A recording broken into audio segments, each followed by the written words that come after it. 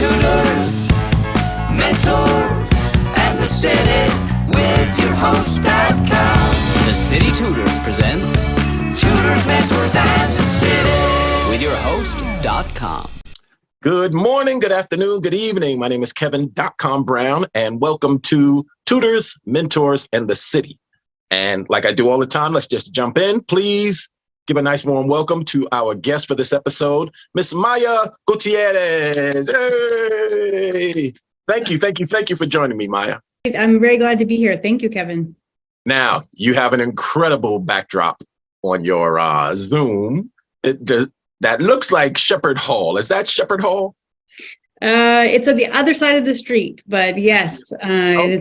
it's such a beautiful campus. I live actually just down the street from it, and I used to walk by all the time. And so to have a chance to be here feels really like an honor. I tell you what, I love the look of the campus. I'm a as many people might know, I'm an alum. I'm a grad. I'm in grad school at City College, and I love the campus. And I think it doesn't get the props that it deserves, and I want to help make that happen. So I appreciate you having that backdrop. I may ask you to share it with me so I can borrow it from time to time.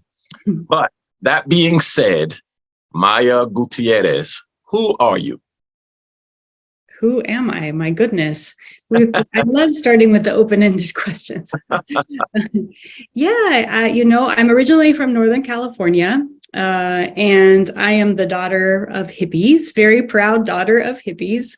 And, my parents really instilled in me a sense of community, that it was very important for us to think about how do we connect with other people in order for all of our lives to go better.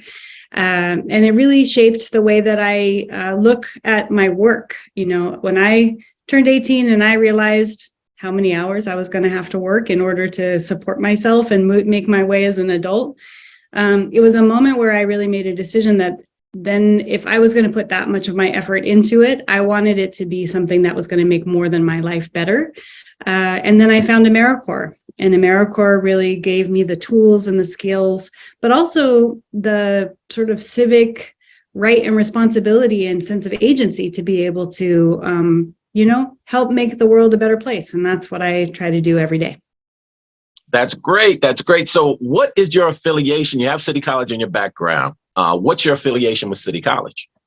Well, yeah. So I came to City College about 15 months ago. I'm placed at the Colin Powell School for Civic and Global Leadership. And I am working with Dean Rich to launch a public service and social justice career hub for students who are really interested in, like me, who are interested in making a difference.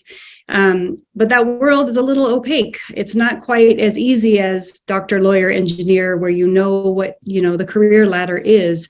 And so we really want to be able to provide career exploration and access and raise connections for students who are interested in working in mission-driven organizations. I wasn't really sure what I wanted to do for college. I knew I loved learning. I loved classes. The ability to have that safe, self-paced learning really gave me a sense of interest and love of, learning new things and exploring the world. And I knew I wanted to figure out how to help people, but I didn't know how. And so I'd landed on this idea that I had wanted to try to maybe think about also doing some sort of a collective thing, either for like a group home or some way that I would join a team or a collective group of people that were, trying to do something that would make the world better. And then I found Americorps, and that was the first thing that I did after college.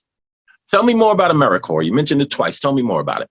Yeah, it was the early days of that program. It's a federal program. It's one of the country's, I would say, best kept secrets for folks who are ages 17 to 24 and who are really interested, in learning and exploring more about the world, and maybe don't have, big pockets to be able to do it. It was the program there's many different programs underneath Americorps, and the one that I participated in is called National Civilian Community Corps. So it was a 10-month program, full-time. I was set on a Veterans Administration base in Maryland. And I was on a team of 12 people from around the United States. We were all young adults, and we worked on different projects. Every 6 to 8 weeks, we would change projects. So we did, and it was under the broad category of addressing unmet human needs. So our first project was completely gut renovating an elderly woman's home so that she could live there still and make things accessible. So I learned all of these, physical skills that I still use to this day. And then we went to Richmond, Virginia, and we broke trail to make this new area of Richmond more accessible and more open and more green space. So then I learned a whole bunch about landscaping and planting things. And then I went to Newark, New Jersey, and supported a nonprofit that was working with young adults who were working to get their GED. And so I learned about educational skills and tools. And it was just really eye-opening, coming from California. It was my first time on the East Coast. And I felt that I got a very broad landscape of understanding both the social challenges that our country faces and a pretty strong, basic, good generalist skill set for how to address them. And it really helped me figure out what I wanted to do with my career.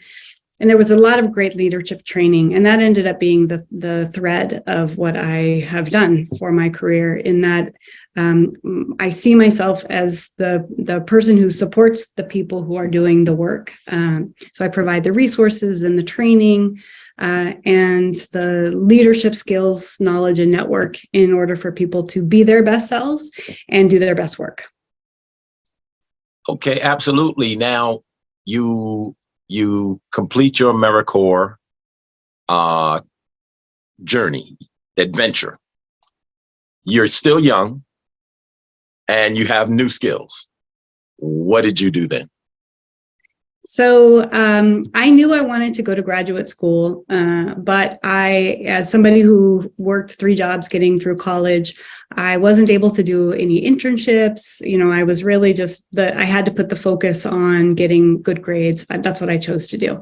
And so when I was applying to graduate school, they would say, yes, you have the grades, but you don't have the experience. And so we need you to go get that. And that was part of the reason why I went into Americorps.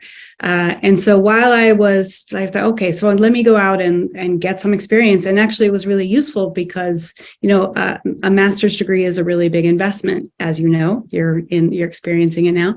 And if you don't know why you're doing it, you shouldn't be doing it. And so I did a second year of Americorps based out of a community college in Seattle, Washington, where I was connecting that school with an elementary school. I set up a tutoring program there. And then I went to Portland, Maine, where one of my best friends that I had met in Americorps was living, and that's where she's from.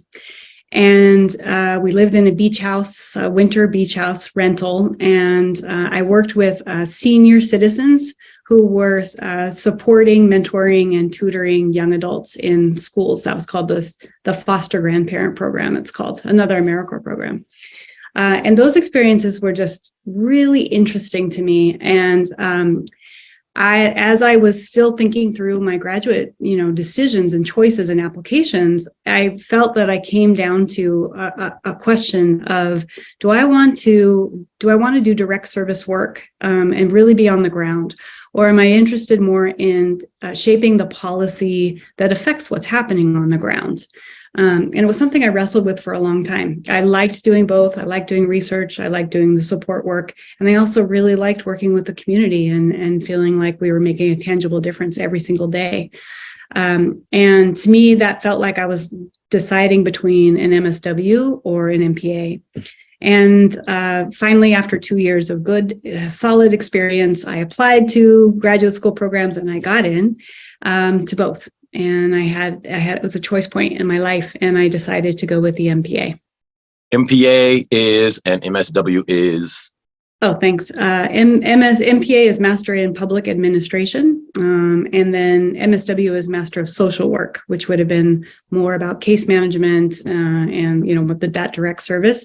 And I saw MPA as the route for really understanding systems, and that's what I decided to go with.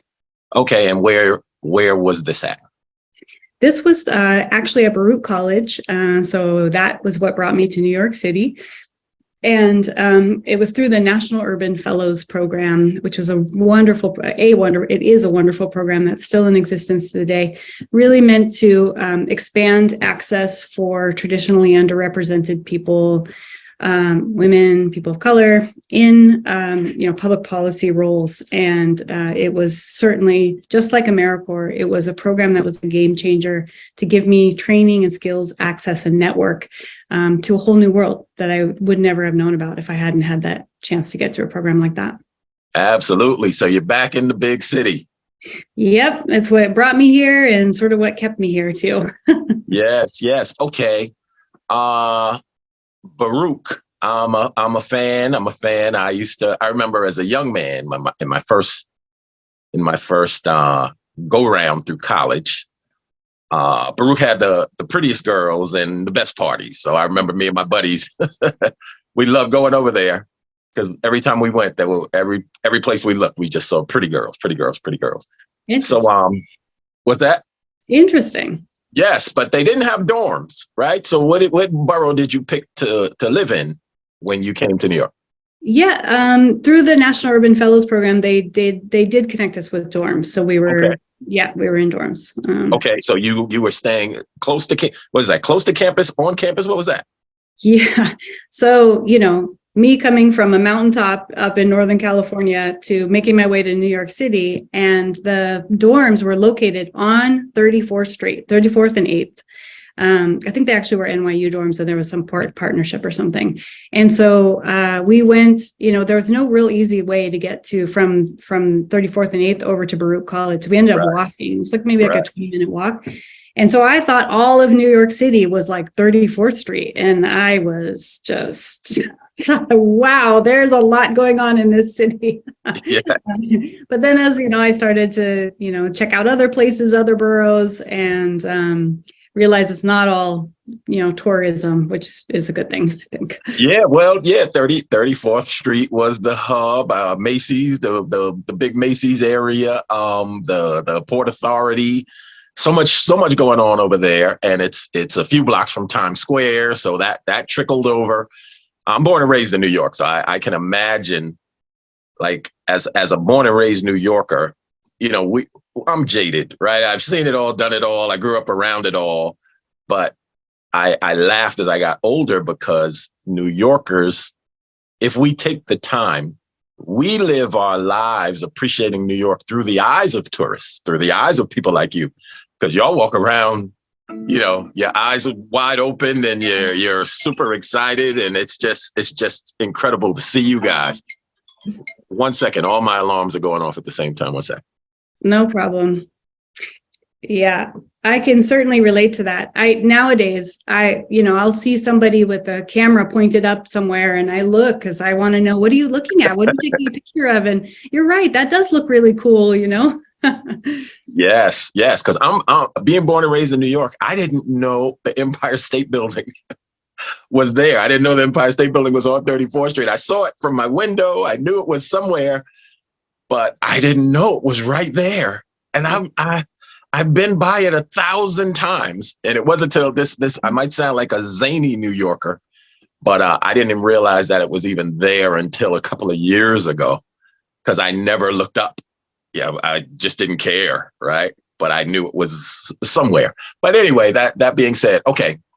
So you go to Baruch, you're in your master's program. I'm sure you completed it early and got all A's and, got all kinds of honors for your brilliance. And then you did what? Yeah, I loved it. The National Urban Fellows Program, the way that it works is you spend a summer on campus, 10 months in a mentorship site, and that could be anywhere. And it ended up for me being Southern California with the city of Santa Clarita, which is pretty close to Los Angeles. And then you come back for another summer, and then you graduate. So it's an accelerated program. It was really intense, but I learned so much. I'm so grateful for that program, and I still support it to this day. I stay in touch with them. The program has moved down to Georgetown, and they're thriving. They're doing great there. So it's exciting to see that it's still continuing to make a difference, for so many young adults. And so I finished that program, and I thought, because I wasn't here in New York for most of it, I thought I'm really curious to get to know the city a little bit more. So I stayed here. I decided to stay in New York, look for a job. And so the first job that I got was actually a city job. And I can't remember with what agency. It was one of the mayor's offices, and I was super excited for it. But it was going to take 6 months for it to begin, and I tried to wait. I did some temporary work and things like that, and then I thought I can't wait that long. So I ended up getting I got a job with a nonprofit, a national nonprofit called I Have a Dream Foundation, which is different from Make-A-Wish. Sometimes for some reason, those two get confused. And with that one, that was supporting organizations that were placed in schools all around the United States to support career development and professional development for students who weren't getting access to the internships and the fellowships and things that were in other schools. And so providing, we did a conference, we had, ongoing conversations, trainings, and workshops at a national level. And it was just really interesting to sort of zoom up that far. I'd been placed in, one area, like working in the city, and then now I was working at a national level, and that was really interesting to me. But it ended up being a lot more event planning than I had originally thought it was going to be. So I stayed there for about a year and a half, and then I was able to get into a job with the Ford Foundation. And so I moved from one side of philanthropy, where we were requesting grants and funding in order to do work, to the other side where I was making the grants and working with the program officers and the staff. And that was a really interesting flip, to be able to see both sides of what it meant to work in what's sometimes called the independent sector, and see what it's like to have the problem of giving money away. Okay. So you were still young. You were so well traveled. You were going from one side to the other side to the other side. So you sound like you had a extensive, well-lived journey, right?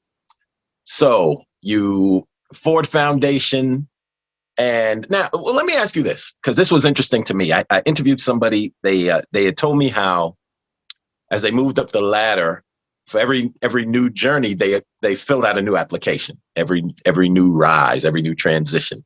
Was that how it went for you? You were in a position, then did someone tap you and say, "Hey, come on"? Or did you typically say, "Well, this has run its course. I'm way too brilliant for this.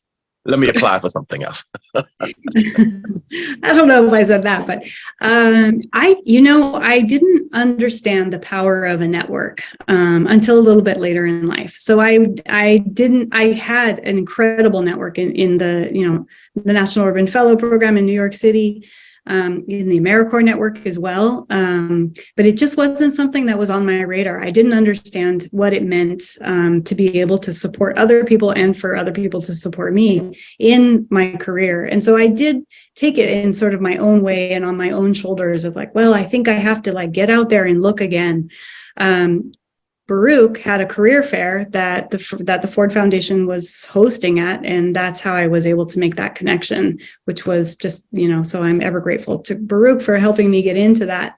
But now in the later stage of my career, I believe it's all about networking, and how I came to City College. So after Ford, I did a few other things, and then I landed in Coro New York Leadership Center, and I was there for 11 years. I was leading a leadership program for mid-career early executives, mid-career professionals, and loved that job. It was really great to, teach skills, knowledge, and network for people who were interested in making the city, the best it could be, the best version of itself, we would say. And when I was doing that work, it occurred to me that what I would really like to do is connect Coro alumni who were in, positions all over the city with City College folks, not necessarily for jobs. And that at that point, what I was really focused on was how do we work with, I was so gifted with being in Americorps to have the training, and I feel like that the United States government invested in me to say, you know what, I want you to come, I want you to serve, I'm going to train you, and I'm going to give you these skills, and then you're going to go forth and you're going to be a good citizen. And that really shaped my thinking about who I am and what my career is. And I wanted to be able to offer that sense of personal power to people who maybe never have been given it. For folks who are not in the center of our economy, or are, given the access to the power and privilege that's out there, it's hard to decide that, yes, I'm going to take power, I'm going to own power, I'm going to be somebody who's going to make a difference in my neighborhood. That requires, training and invitation and overcoming imposter syndrome. And those are all things that I went through. And I wanted to be able to offer that to folks. So, and particularly around civic engagement, I created this program in partnership with somebody who's over at a Coro alum who's over at John Jay, called Civic Mentors, where we were connecting students and Coro alumni around things that they cared about.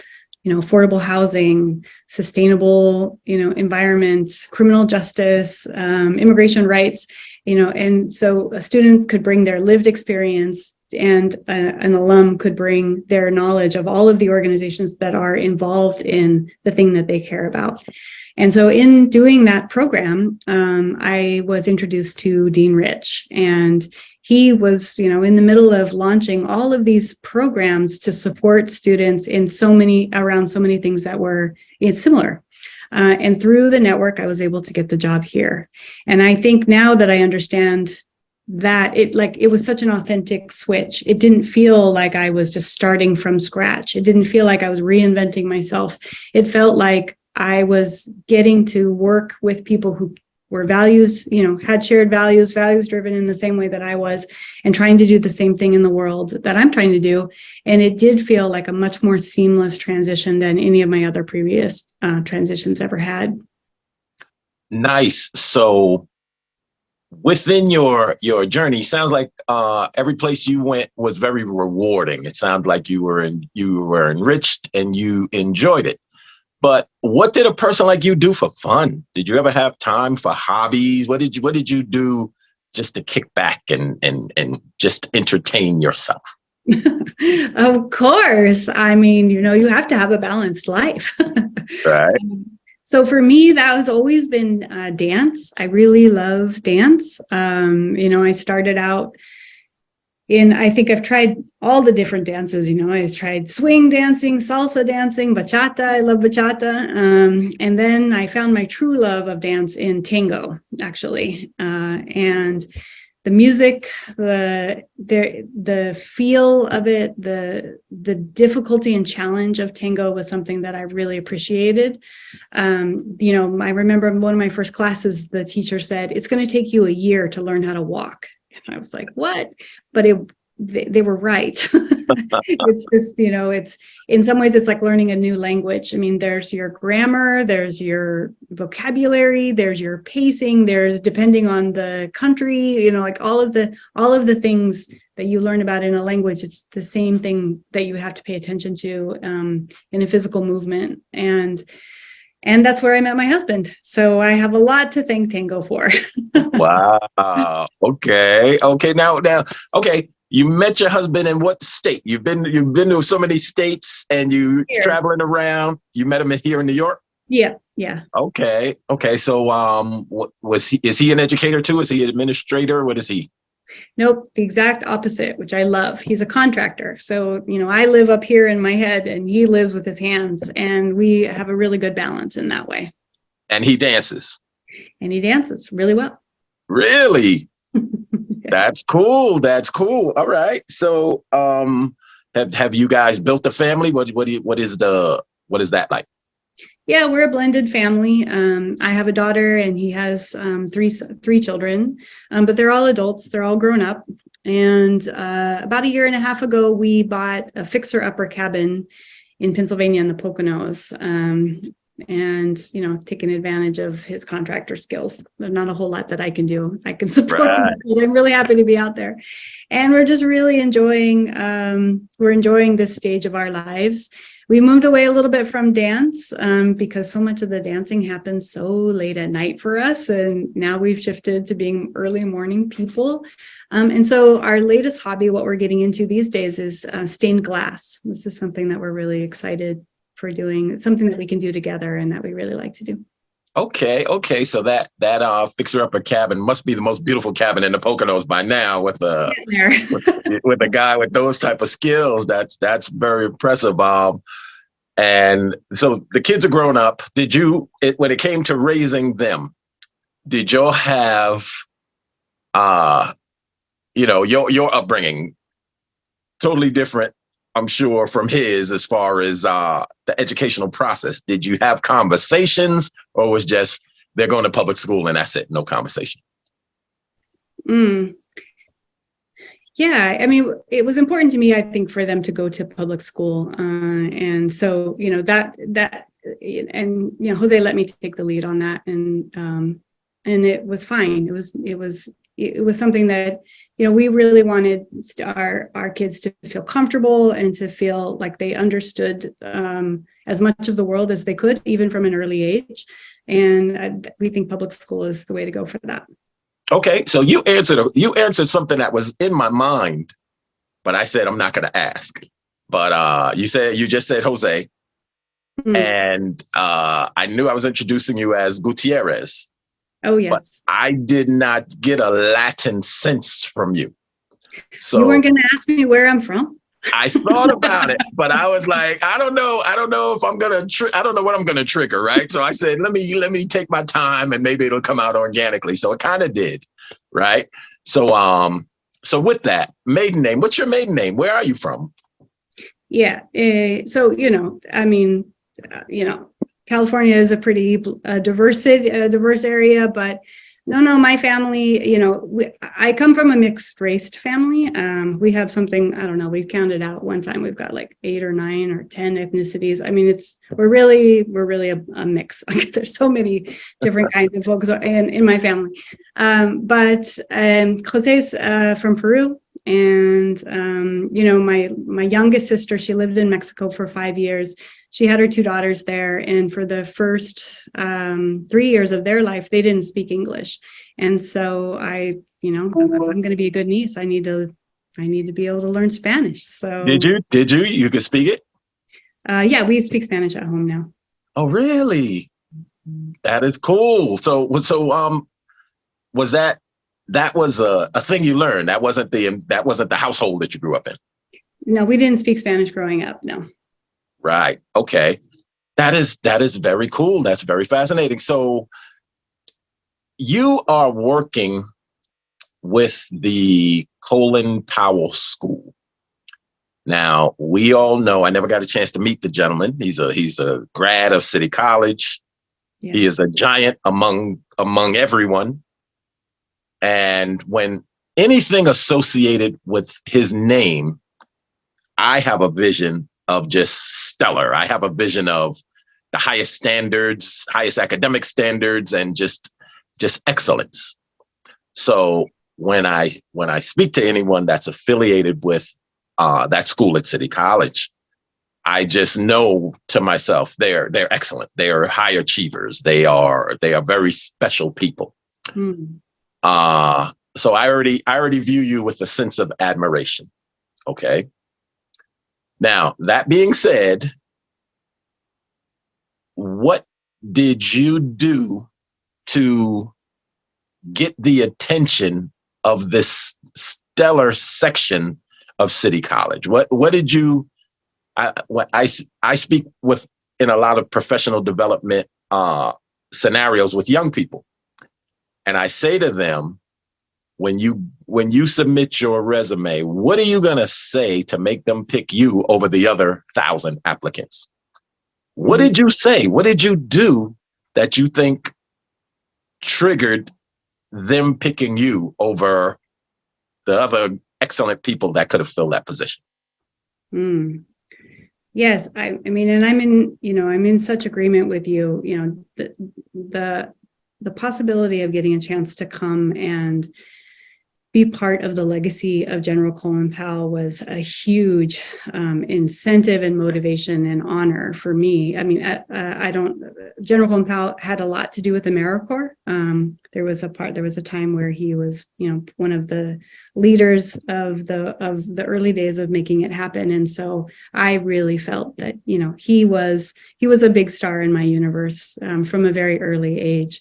And the idea of coming and being here and being part of it, was just, it still is, it feels like a very wonderful honor. And I think, if we're talking about for folks, young folks who are really going for big, going big, I felt like, coming here feels like going big and getting a chance to do something really unique and innovative. The dean and I had these conversations about how do we really work with young people to help them connect the dots from the classroom to a career. How do you make that leap that it's a big enough deal to come into college, but then how do you take that even another step to be able to do what you love that makes a difference in the world, that changes things? And part of it was because I had been doing this work with civic mentors. So I had proven that I was interested and engaged and in alignment with the work that the dean was trying to do. So that made what I was up to familiar to him, and if that made him think that I would be able to pick up the vision that he had and help make that manifest, make it happen. And a lot of it too also had to do with being part of Coro, New York Leadership Center. For so many years, I've been blessed now with a wonderful network of people who are working in the private sector, government sector, nonprofit sector. And we both had this vision of wanting to be able to connect CUNY students with the civic game changers of New York City. And he had one section of that group and I had the other section. And we've been now working to make those connections happen. And it's super exciting to see it come to fruition. Yes. So we've talked about your humble beginnings, your national journey, traveling all over the United States, learning things and doing things and getting training. And we've talked about your hobbies. We've talked about your family. We've talked about the organizations that are important to you and where you've landed in that beautiful backdrop behind us. So I was running down the things we did talk about. And so the question to you is, what did we miss?